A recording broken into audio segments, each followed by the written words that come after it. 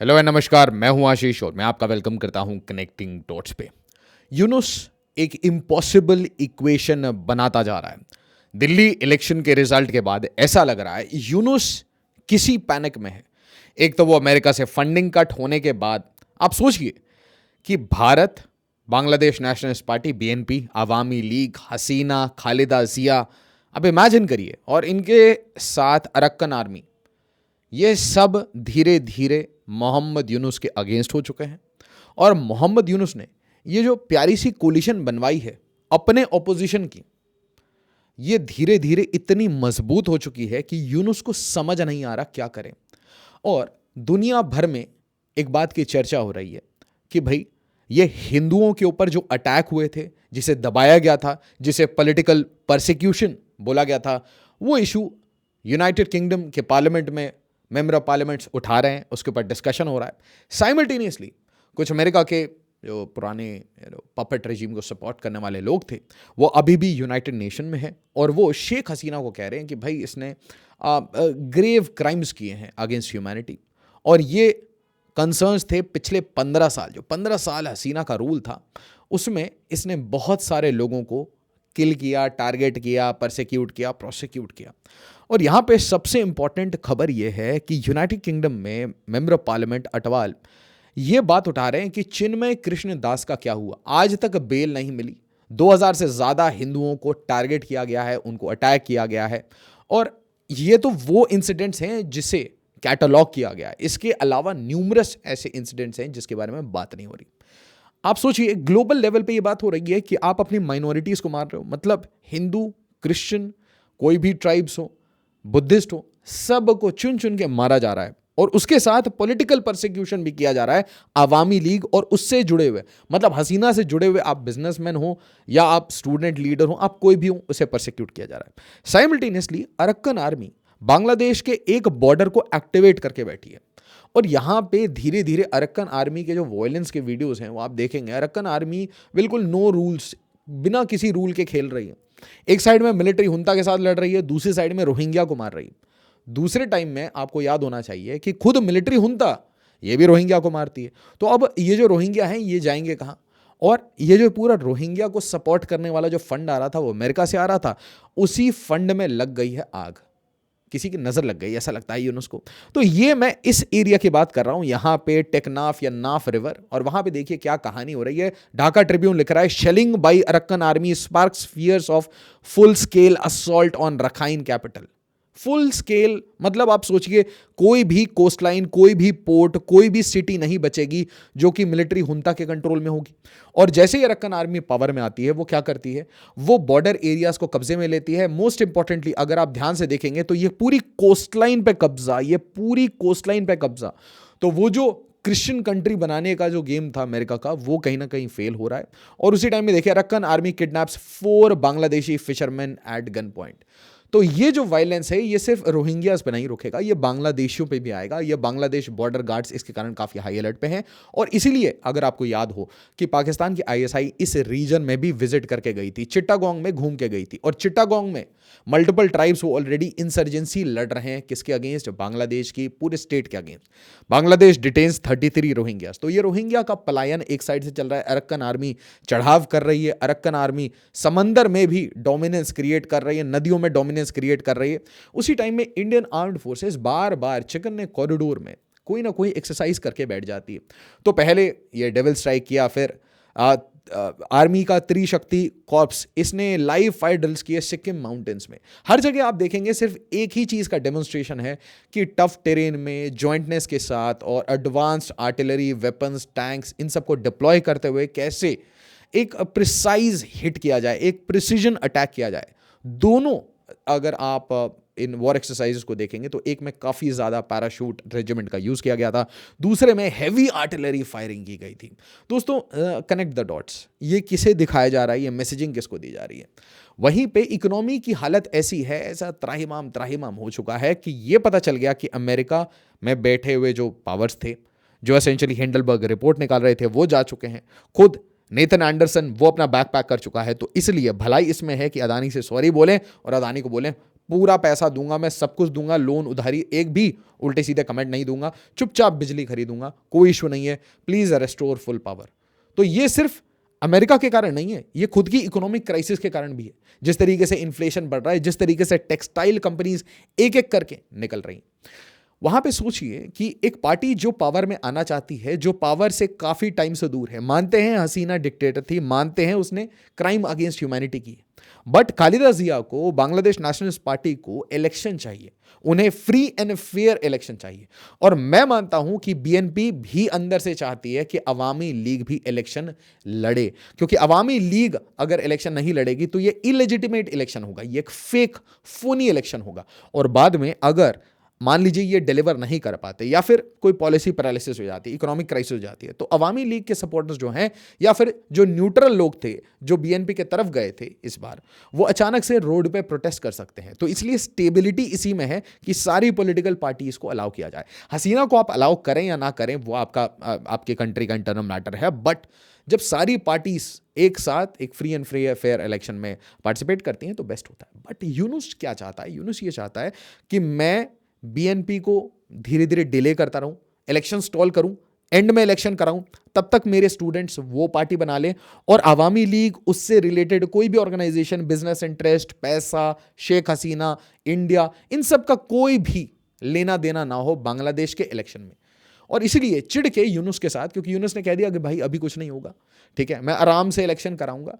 तो सोचिए बिना वोट के आया हुआ एक आदमी जो कि एडवाइजर है या पता नहीं क्या है, CA, I don't know what CA means, तो हमारे यहाँ तो चार्टर अकाउंटेंट मतलब होता है। अब ये सीए यूनुस आप लोग लिखते हैं, आई डोंट अंडरस्टैंड दिस, क्योंकि हमें तो ये लगता है कि ये पपेट है अमेरिका का। कमेंट में बताइए अगर मैं गलत कह रहा हूँ, और वीडियो को इस टाइम में लाइक ज़रूर कर दीजिएगा ताकि बच्चे इसे देखें, क्योंकि जो लोग चाहते हैं कि ऐसी वीडियोज़ स्प्रेड ना हो वो क्या करते हैं, डिसलाइक करते रहते हैं। तो लाइक ज़रूर कर दीजिएगा। Now BNP announces ground action for elections. तो बीएनपी अब कह रही है कि भाई जिस तरीके से अवामी लीग ने पूरा एक टाइमलाइन दिया था, उसी तरीके से अब हम ग्राउंड पे लोगों से बात करेंगे, ग्राउंड वर्क करेंगे, मतलब एक तरीके से कम्युनिटी कनेक्ट करेंगे। और पूरे डिटेल में इन्होंने इशू कर दिया है कि कब कब क्या क्या करेंगे, कहां करेंगे। वहीं पे अवामी लीग का क्लियर स्टांस था। अवामी लीग और शेख हसीना का यह कहना है कि हमने अपना पूरा रूटीन बना लिया, पूरे फरवरी हम मास प्रोसेशन करेंगे, हम किसी भी तरीके से प्रोटेस्ट इग्नाइट करने की कोशिश करेंगे और यूनुस को उखाड़ फेंकेंगे। उखाड़ फेंकना, जिस तरीके से यूनुस ने शेख हसीना को धक्के मार के निकलवाने की कोशिश की अमेरिका के साथ, ये स्टूडेंट प्रोटेस्टर्स ने मिलकर काम किया, बाद में यूनुस को सामने लेके आए। तो इसीलिए शेख हसीना चाहती है कि अवामी लीग वो सेम काम करे जो यूनुस ने अवामी लीग और शेख हसीना के साथ किया है। और इसीलिए यूनुस क्या कर रहा है, वो बार बार अपने रेडिकल्स को बोल रहा है कि आप जाके जितने भी अवामी लीग के लीडर्स है, बोंगो बंधु है और जितने लीडर्स हैं, उनके घरों को वैंडलाइज करिए, उनके ऑफिस को वैंडलाइज करिए, उनकी मूर्ति जलाइए, उनको जाके हिट करिए, उनको जाके इंटिमिडेट करिए। यूनुस देखिए बहुत स्मार्टली क्या कह रहा है, स्टिक्स टू दिसंबर टाइमलाइन। अभी मेरे को इलेक्शन ही नहीं कराने, चाहे अवामी लीग कुछ भी बोले, बीएनपी कुछ भी बोले। तो यूनुस के पास अभी पावर है और पावर को यील्ड करते हुए वो पहले चाहता है कि अवामी लीग को बंद कर दिया जाए।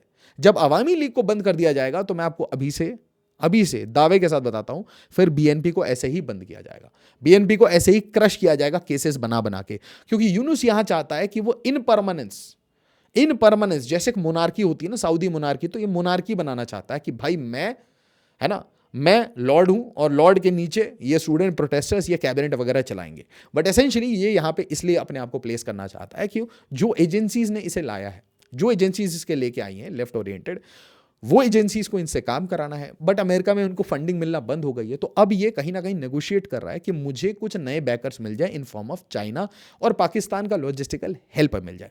तो यहां पे यूनुस की जो हरकतें हैं वो अरक्कन आर्मी को भी आमने सामने ला रही है, वो इंडियन आर्मी को भी गुस्से में रख चुकी है। बीएसएफ, हर पार्टी जिनको मैं बोल रहा हूं ना, हर पार्टी को प्रोवोक करके बैठे हम, Awami League, BNP, Indian army, BSF और खुद आपके अंदर के जो लोग हैं, जो आपके खुद मैं कहना चाहता हूं बांग्लादेश बॉर्डर गार्ड्स, जो आपकी बांग्लादेश मिलिट्री है, इसमें खुद में डिसइल्यूजनमेंट है कि हम लड़ किस चीज के लिए हैं, क्या हम बांग्लादेश के लिए लड़ रहे हैं या यूनुस पावर में रहे उसके लिए हम लड़ रहे हैं।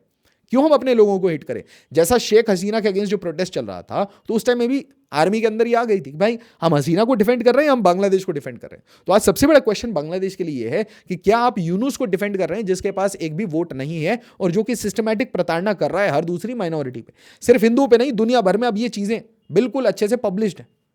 तो आप किसे डिफेंड कर रहे हैं? बांग्लादेश को, बांग्लादेश के इंटरेस्ट को, या यूनुस के इंटरेस्ट को, यूनुस के बैकर्स के इंटरेस्ट को? तो ये देखिए, जो फर्स्ट पोस्ट का आर्टिकल था, is Yunus bringing arch rival BNP Awami League closer. इसके बाद भारत एक पंचिंग बैग है अब यूनुस के लिए। कोई भी मौका मिले, अरे शेख हसीना को हेल्प किया था भारत ने, शेख हसीना भी भारत में है, तो कुछ भी इंडिया के ऊपर स्टेटमेंट। और सबसे बेकार चीज पता क्या लगती है? साइज देख के एक बात तो बोलते ना, साइज देख के बात करना चाहिए, बट अनफॉर्चुनेटली ये कुछ नहीं सोचते, कुछ भी बोलते रहते हैं। और उसके बाद इनके स्टूडेंट लीडर्स, जिनको कि पॉलिटिक्स का भी एक्सपीरियंस नहीं है, इंटरनेशनल रिलेशंस का भी एक्सपीरियंस नहीं है, वो भी नए नए, मतलब 2 दिन हुए हैं पावर में आए हुए, ठीक है। और कैसी पावर है ये दुनिया जानती है, इतनी ज्यादा वोलेटाइल पावर है ना, ये कब आई कब गई पता नहीं चलेगा। और वो लोग स्टेटमेंट स्पेशली पास करते हैं, Sheikh Hasina comments made in individual capacity says MEA. बाकी जगह आर्टिकल्स तो मैंने देखा था, एमईए स्लैम्स बांग्लादेश, सीधा सीधा।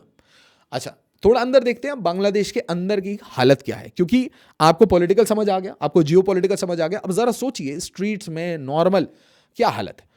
तो ये जो अपने वैंडलिज्म, ये जो मॉब कल्चर आपने प्रमोट किया, उसके कारण क्या होता है? तस्लीमा नसरीन का कहीं किताब हो गया तो उसके ऊपर अटैक कर देंगे, कहीं बुक शेल्फ में किताब रखी हो तो उसके ऊपर अटैक कर देंगे। उसके बाद देखिए कि ये अवामी लीग के वर्कर्स को मारने जा रहे थे, इनकी खुद की पिटाई हो गई, counter attack begins, Yunus boys beaten by public, इनकी अच्छे से साइमल्टेनियसली कुटाई चल रही है। The attackers later fled after being chased by crowd, Yunus gang is now unable to control the anger of common people. और इसलिए आर्मी को भेजना पड़ा यूनुस गैंग के ये जो आते हैं मॉब, इनको प्रोटेक्ट करके यहां से बचा के भगाने के लिए। Just imagine. वहीं पे देखिए डोनाल्ड ट्रंप बेंजामिन नेतन्याहू का पोस्टर लगा के ढाका यूनिवर्सिटी में चप्पल से मार रहे हैं ना। मुझे एक बात बताइए, गलती से ही वीडियो वायरल हो गई, गलती से ही वीडियो वायरल हो गई, तो चप्पल वप्पल तो ठीक है, बट सोचिए बांग्लादेश का क्या होगा। आप Elon Musk, Donald Trump, Benjamin Netanyahu, इन सब की पोस्टर लगा के उसके ऊपर कभी चलते हैं, कभी भारत का फ्लैग लगाते हैं, कभी आप इजराइल का फ्लैग लगाते हैं, अमेरिका का फ्लैग लगाते हैं, जमीन पे एज डोर मैट उसके ऊपर चलते हैं। तो आपकी ये जो सेंटिमेंट्स है ना, इसका रिस्पेक्ट जरूर किया जाएगा, इंडिविजुअल कैपेसिटी पे भी किया जाएगा, कंबाइंड तरीके से भी किया जाएगा। इंपॉर्टेंट इन्फॉर्मेशन, सिविल सर्विसेज की प्रिपरेशन कर रहे हैं तो आप unacademy.com पे जाइए और फ्री में हमारी monthly current affair magazine download कर सकते हैं, PYQs डाउनलोड कर सकते हैं। कोई भी प्रोफेशनल हेल्प चाहिए कि कैसे यूपीएससी की प्रिपरेशन शुरू करें, एनसीईआरटी को कैसे पढ़ें, एनसीईआरटी की क्या समरी मिलेगी, सब कुछ अवेलेबल आपके लिए। तो आप इस नंबर पे फ़ोन करके एक प्रोफेशनल गाइडेंस ले सकते हैं। अन्यथा आप हमारी वेबसाइट पे जाके ये सारा कंटेंट डाउनलोड करके अपनी प्रिपरेशन स्टार्ट कर सकते हैं। और कोई हेल्प हो तो अनअकैडमी की प्रोफेशनल टीम आपको ज़रूर मदद करेगी। Now, Bangladesh Chief Advisor Professor Mohammad Yunus raises concerns over US decision to freeze aid. आप समझिए ये कितना इंपॉर्टेंट था यूनुस के लिए। यूनुस को लाना, वो माहौल क्रिएट करना, वो प्रोटेस्ट क्रिएट करना। क्योंकि सबसे पहले क्या था, शेख हसीना ने जब इलेक्शन अनाउंस किया था उसी टाइम से अमेरिका नाखुश था, बाइडेन नाखुश था। उसी टाइम से हसीना के ऊपर बहुत प्रेशर बनाया गया। सेंट मार्टिन्स आइलैंड की बात हुई, क्रिश्चियन कंट्री की बात हुई और बहुत सारी धमकियां दी गई कि हसीना मान जाओ, नहीं अगर मान जाओगी तो देखो आराम से पावर में रहो और 10 साल, अगर नहीं मानोगी, अपने नेशनल इंटरेस्ट को कॉम्प्रोमाइज कर लोगी, 1-2 आइलैंड अमेरिका को दे दोगी, तो फिर तुम आराम से पावर में रहो, फेक इलेक्शंस करने हैं, फोनी इलेक्शंस करने हैं, सब करो। शेख हसीना ने ये बात नहीं मानी। क्यों नहीं मानी? क्योंकि बांग्लादेश के क्रिएशन के टाइम में आपको याद होगा अमेरिका और पाकिस्तान साथ में लड़ रहा था बांग्लादेश के अगेंस्ट, बांग्लादेश के लोगों के अगेंस्ट, और पाकिस्तान आपको पता है क्या कर रहा था। तो जब आप जिन्ना की फोटो लगा के आपके आर्मी चीफ मिलते हैं किसी के साथ, तो आप सोचिए आप अपने फोर फादर्स का कितना बड़ा मजाक उड़ा रहे हैं। छोड़िए शेख हसीना की फैमिली को, सोचिए उन सोल्जर्स के बारे में जिन्होंने अपनी जान दी है, ठीक है। तो यहां पे चीफ एडवाइजर बहुत परेशान होंगे कि अमेरिका जहां से पैसा आया था वही पैसा बंद हो गया है, और ये जो फ्रीज है ये हो सकता है अमेरिका का इंटरनल इशू, उनका पॉलिटिकल इशू, बट इसके रैमिफिकेशन आप सोचिए पूरी बांग्लादेश की इस रेजिम पे आ रखी है, हालत खराब है। बट याद रखिएगा कि ये जो लिबरल रेजिम थी, ये जो जर्मन शेफर्ड रेजिम थी, ये जो जर्मन देशभक्त रेजिम थी, इसकी जो इकोसिस्टम है, इसके जो तार हैं, उसके अपॉइंटेड लोग अभी भी अलग अलग ऑर्गेनाइजेशन में बचे हुए हैं। उसको एटलीस्ट 2 साल लगेगा ट्रंप को रूट आउट करने में, ठीक है। ब्लैकमेल करेगा, किसी को धक्के मारेगा, किसी को फायर करेगा, किसी का वॉलंटरी रिटायरमेंट कराएगा। तो देखिए यूनाइटेड नेशन फिर परेशान हो गया कि भाई देखिए 1400 लोग की मृत्यु हुई थी। किसमें? बांग्लादेश ड्यूरिंग एंटी हसीना प्रोटेस्ट। यूनुस गवर्नमेंट कहता है 834 की डेथ हुई थी। अल जजीरा ऐसे ही टॉपिक ढूंढता है क्योंकि अल जजीरा का एक एजेंडा था, वो कतरी एजेंडा, जिसमें शेख हसीना को डिक्टेटर बताना था, क्योंकि यही वो एजेंडा था जो कि बाइडेन का भी एजेंडा था और जर्मन शेफर्ड्स का भी एजेंडा था। तो farmer Bangladesh government behind possible crimes against humanity. अब सबसे बेस्ट चीज पता है क्या है आपको? कि ये जो क्राइम्स अगेंस्ट ह्यूमैनिटी जब भी कोई कंट्री बोले, जब भी कोई यूनाइटेड नेशन कोई भी कंट्री के ऊपर बोले, तो आपको रिप्लाई सिर्फ एक ही चीज देना है, व्हाट अबाउट गाजा? बताइए पूरी दुनिया ने क्या किया एग्जैक्टली? अभी तो वहां पे रिवेरा बनेगा, बढ़िया बढ़िया रिजॉर्ट्स बनेंगे, can you do anything about it? No. तो फिर फाइनल आंसर यही है ना, ह्यूमन राइट तो ठीक है, माइट इज राइट, आपके पास पैसा है, पावर है, मिलिट्री माइट है, तो सब ठीक है। इज इट और इज इट नॉट? कमेंट में बताइए। Seriously, I'm asking a question. Now, Bangladesh protesters target home of Awami League leaders in fresh wave of vandalism, और उसी टाइम में ऑपरेशन डेविल हंट। आप सोचिए अगर ये इंडिया में हो जाए, ऑपरेशन डेविल हंट, ध्यान से इस हेडलाइन को पढ़िएगा, तो आप बताइए ये जितने शेफर्ड्स हैं ये क्या कहेंगे, जितने देशभक्त हैं ये क्या कहेंगे? What will happen? ये कह रहे हैं how Bangladesh is hunting Sheikh Hasina's loyalist. Hunting, hunt पता है कैसे करते हैं? एनिमल्स को, पीपल को नहीं हंट करते। हंटिंग शेख हसीना लॉयलिस्ट मतलब अवाम, मतलब पॉलिटिकली अगर आप हसीना के साथ थे कभी भी, तो आपको हंट डाउन किया जाएगा। और हंट डाउन कौन कर रहा है? यहां तो ईडी सीबीआई की बात हो रही थी ना, अमेरिका में एफबीआई की बात हो रही थी। यहां सोचिए जरा, यहां के मिलिट्री, यहां के पुलिस, यहां के बॉर्डर गार्ड्स, वो आपको इसलिए ढूंढ रहे हैं क्योंकि आप हसीना से जुड़े हुए थे। और इसका नाम भी ऑफिशियली, छुपी हुई बात नहीं है, ऑपरेशन डेविल हंट। मतलब हर वो इंसान जो हसीना को सपोर्ट करता था वो डेविल है, और इन्हें हंट किया जाएगा, इन्हें एब्सोल्युटली डिस्ट्रॉय किया जाएगा। और इसका डिसीजन किसी कोर्ट में हुआ था? नहीं, मोहम्मद यूनुस के ब्रेन के कोर्ट में हुआ था। उसने खुद से सोचा, और उसको एडवाइस कहां से आया होगा दोस्तों, कमेंट में जरूर बताइए। और यहां पे जब तक यूनुस इस इलेक्शन को डिले कर सकता है वो कर रहा है, बट वो साइमल्टेनियस पैरेलल नेगोशिएशन कर रहा है कि मेरे अगेंस्ट अरक्कन आर्मी पड़ी है, इंडियन आर्मी पड़ी है, बीएसएफ पड़ी है, प्राइम मिनिस्टर मोदी की गवर्नमेंट पड़ी है, बार बार वो इलेक्शन जीत के पावरफुल होते जा रहे हैं, और हार्डलाइन सपोर्ट मिल रहा है महाकुंभ के बाद, और हार्डलाइन स्टांस ले सकती है कभी भी ये सरकार। उसी टाइम में ट्रम्प से कोई सपोर्ट नहीं है, अमेरिका से सारे पैसे कट हो गए, इलॉन मस्क तो यूएस एड के पीछे पड़े हैं। तो अब भाई China come and bail me out. तो एसेंशियली पाकिस्तान से इतनी जो नेगोशिएशन हो रही थी आईएसआई से, वो पता क्या हो रही थी कि आप सर प्लीज, जिस तरीके से आपने अपनी कंट्री को गिरवी रखा है, और हर बांग्लादेशियों को मैं आपको बहुत ऑनेस्टली कहना चाहता हूं, पाकिस्तान ने अपनी कंट्री गिरवी रख दी है चाइना को, ओके, और उसकी वो ईएमआई चुकाते रहते हैं अपनी कंट्री में रहने के लिए। तो उसी मॉडल को हमें रेप्लिकेटेड चाहिए, कहां? बांग्लादेश में।